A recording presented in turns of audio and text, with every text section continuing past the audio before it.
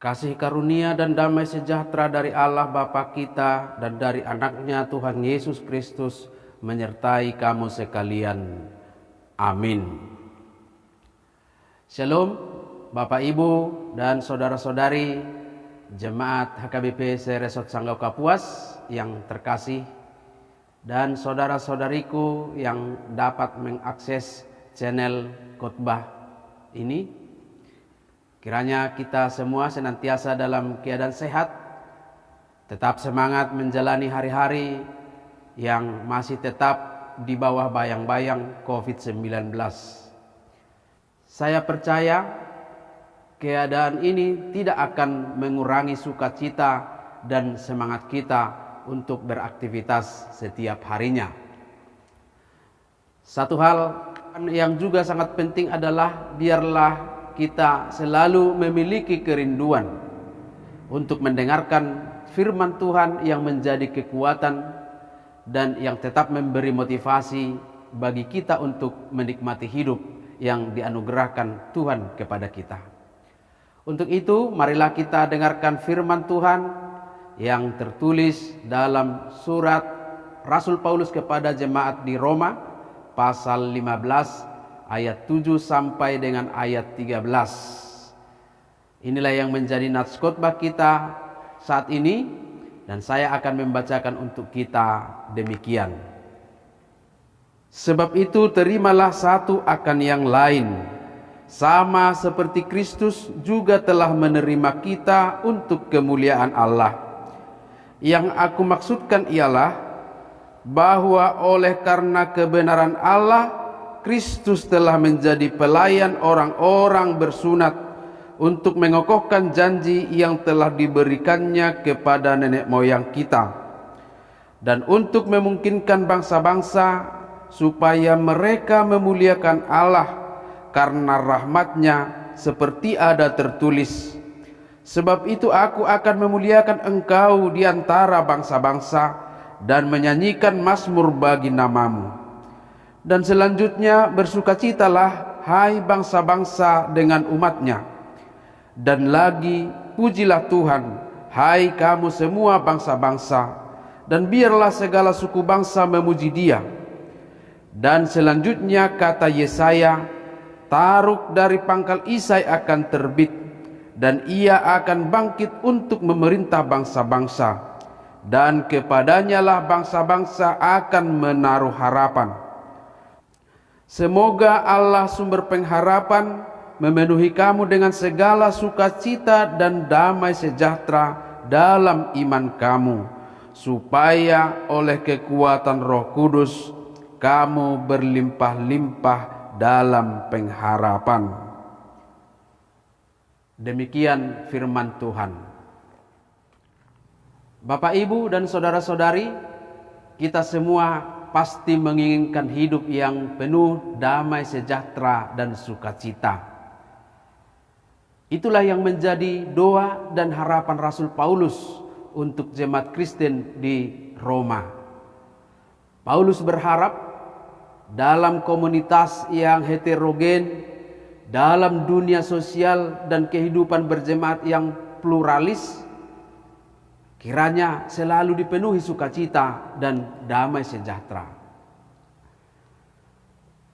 Sebelum kita mendalami nats ini, kita perlu memahami apa itu sukacita dan apa itu damai sejahtera yang dimaksudkan oleh Rasul Paulus. Yang pertama, sukacita. Sukacita semata-mata bukan sekedar senang atau kesenangan. Sebab kesenangan itu hanyalah masa istirahat dari kesusahan. Kesenangan hanya sebuah sela atau space antara kesusahan yang satu dengan kesusahan yang lain.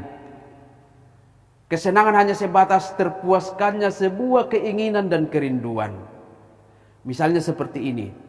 Saudara menginginkan sebuah benda atau barang, maka masa-masa menginginkan itu adalah masa-masa susah. Kemudian kita mendapatkan apa yang kita inginkan, dan masa-masa mendapatkan itu adalah masa senang. Dan pasti masa senang itu akan segera berganti dengan kesusahan selanjutnya. Dan mungkin saja kesusahan itu terjadi karena benda atau barang yang sudah kita dapatkan. Berbeda dengan sukacita, sukacita sumbernya bukan dari sesuatu di luar diri kita. Sukacita berasal dari kesadaran kita akan kehadiran Tuhan dalam hidup kita. Maka mendapat atau tidak mendapat sesuatu benda atau barang yang kita inginkan tidak akan mempengaruhi sukacita kita. Sekali lagi, karena sukacita itu bukan bersumber dari apa yang boleh kita dapatkan dan tidak kita dapatkan. Hal inilah yang juga disampaikan Rasul Paulus dalam Filipi 4 ayat 4. Bersukacitalah senantiasa dalam Tuhan. Sekali lagi kukatakan, bersukacitalah. Itulah sebabnya seseorang dapat bersukacita bukan hanya saat menerima atau mendapatkan sesuatu. Tetapi seseorang juga jauh lebih bersukacita saat memberi. Jika seseorang yang menerima sesuatu mungkin hanya merasakan senang, tetapi orang yang memberi bukan hanya senang, sebab sekalipun dia harus kehilangan miliknya karena memberinya kepada orang lain, dia tidak sedih, dia justru dapat bersukacita. Yang kedua adalah damai sejahtera. Damai sejahtera di sini juga bukan hanya sekedar suasana hati atau sesuatu yang hanya dinikmati diri sendiri. Maka di dalam nats kita, Paulus tidak memakai kata salom dalam bahasa aslinya. Karena salom itu berorientasi kepada suasana hati. Tetapi Paulus memakai kata eirenes dari akar kata eirene.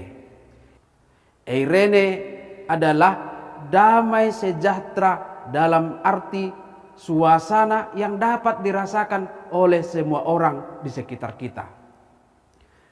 Damai yang dinikmati komunitas atau persekutuan kita, itulah damai sejahtera yang dimaksud dalam nats khotbah kita hari ini. Bapak, Ibu, dan saudara-saudari, dari doa dan harapan Paulus itu tentu ada sebuah alasan yang melatar belakanginya. Bahwa komunitas yang memiliki latar belakang berbeda selalu berpotensi masuk kepada konflik. Baik karena perbedaan kemampuan memahami satu hal, perbedaan cara pandang, dan juga soal kepentingan. Karena tidak bisa tidak, setiap orang atau kelompok dalam kehidupan berjemaat bisa saja memiliki kepentingan tertentu. Dan itu pasti juga bisa terjadi dalam kehidupan bergereja kita saat ini. Maka tujuan Rasul Paulus dalam doa dan harapan ini, supaya sukacita dan damai sejahtera itu hadir bukan semata-mata milik pribadi-pribadi atau kelompok-kelompok tertentu di tengah masyarakat atau di dalam gereja, melainkan sukacita dan damai sejahtera yang menjadi milik bersama tanpa terkecuali. Kehidupan bergereja kita saat ini juga terbentuk dari berbagai latar belakang berbeda-beda. Sama seperti jemaat di Roma yang membuat perjalanan pelayanan jemaat itu dinamis. Mulai dari latar belakang kampung halaman, kemudian profesi atau pekerjaan, kemudian cara berpikir yang dipengaruhi oleh tingkat pendidikan, dan juga oleh karena kepentingan. Misalnya dalam memahami sebuah keputusan dalam rapat atau sebuah pokok persoalan. Sekalipun itu sudah menjadi sebuah kesepakatan, namun bisa saja dalam memahaminya punya pandangan berbeda-beda. Itu tadi tergantung pada latar belakang yang mempengaruhinya. Dalam konteks yang demikianlah firman Tuhan ini memberikan konsep yang mutlak bagi kehidupan bergereja. Bahwa kita semua sebagai bagian dari komunitas, baik pelayan dan jemaat, harus benar-benar menyadari bahwa gereja berdiri, gereja ada adalah karena Kristus. Kita sudah paham betul tentang hal itu, bahwa Kristuslah pemilik dan sekaligus menjadi kepala atas gereja, kepala jemaat. Dia yang adalah raja gereja telah menerima kita semua menjadi anggota tubuhnya tanpa melihat latar belakang kita, tanpa melihat kemampuan kita, tanpa membeda-bedakan kita di dalam persekutuan. Kristus menerima kita bukan karena siapa kita, melainkan dengan anugerahnya, dengan kemurahannya, ia telah melayakkan kita ada dalam persekutuan. Jadi persekutuan itu berorientasi kepada Kristus, bukan kepada manusia, bukan kepada siapa yang lebih hebat di antara jemaat, bukan kepada pendetanya, bukan kepada majelisnya. Maka jika kita mengaku dengan iman kita tentang hal itu, bahwa Kristuslah yang menjadi kepala atas gereja, tentu kita pun akan menyadari bahwa tidak ada nilai yang membuat kita layak dalam persekutuan jemaat. Dasar itulah yang mendorong kita hadir dalam persekutuan jemaat. Dan tujuan kita tidak lain adalah berusaha menghadirkan sukacita dan damai sejahtera. Ada beberapa hal yang dalam ayat 1 sampai ayat 6 surat Roma pasal 15 ini yang sudah disampaikan oleh Rasul Paulus sebagai cara menghadirkan sukacita dan damai sejahtera itu. Yang pertama adalah, baiklah yang kuat wajib menanggung yang lemah. Yang kedua, jangan kita mencari kesenangan kita sendiri, melainkan mencari kesenangan sesama sebagaimana sudah diteladankan Kristus melalui kerelaannya berkorban. Yang ketiga adalah tetap belajar dari firman Tuhan sebagai pegangan dalam pengharapan, karena firman itulah yang meneguhkan. Dan yang keempat adalah satu hati memuliakan dan memuji Tuhan. Lalu di dalam ayat 7 dituliskan satu hal yang sangat penting juga, yaitu saling menerima satu sama lain. Inilah yang menjadi dasar bagi persekutuan kita untuk menghadirkan sukacita dan damai sejahtera. Intinya adalah setiap orang yang menjadi bagian dari persekutuan harus mengedepankan panggilannya sebagai pengikut Kristus. Sehingga panggilan itulah yang nantinya menuntun setiap orang memakai segala potensi yang ada dalam dirinya untuk membangun persekutuan yang penuh sukacita dan damai sejahtera. Bapak, Ibu, dan saudara-saudari, topik ibadah kita minggu ini mengambil tema diberkati untuk menjadi berkat. Melalui nas ini, firman Tuhan mengajarkan hal yang sangat praktis melalui surat Paulus ini, bagaimana orang-orang yang diberkati itu dapat menjadi berkat, menjadi saluran bagi berkat Tuhan yang diterimanya kepada sesamanya untuk mendatangkan sukacita dan damai sejahtera. Tentunya dengan seluruh potensi diri yang dimiliki masing-masing dari kemurahan Allah. Maka Bapak, Ibu, dan saudara-saudari, hanya dengan menghilangkan egoisme dan kepentingan diri sendiri, hanya dengan menumbuhkan rasa peduli, saling memperhatikan dan saling menerima seorang dengan yang lain, saling menopang satu dengan yang lain, dan satu hati memuji Tuhan. Dengan cara itulah kita dapat menghadirkan sukacita dan damai sejahtera di dalam persekutuan kita saat ini. Amin. Marilah kita berdoa.